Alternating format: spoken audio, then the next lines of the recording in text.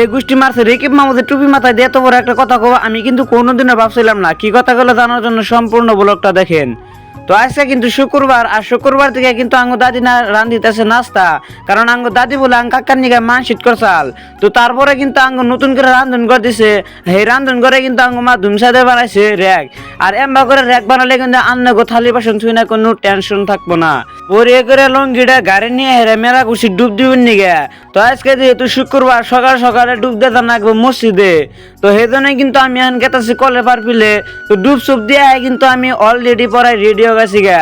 তো আমার পাঞ্জাবিটা কেমন লাগছে আপনারা কিন্তু অবশ্যই কমেন্ট বক্সে কমেন্ট করবেন।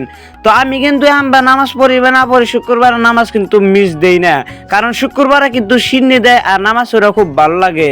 তো তারপরে দিয়ে রেকিব মামু খেজমত আলী নিয়ে একবারে নামাজ পড়া গেতাছে না, মনে করে বিয়া করবার গেতাছে। তো বরে করে আঙ্গ মসজিদরা পায়ে গেলাম গা, আর আহ দিয়ে যাং কাকুরা সুন্নত পড়া আরম্ভ করছে।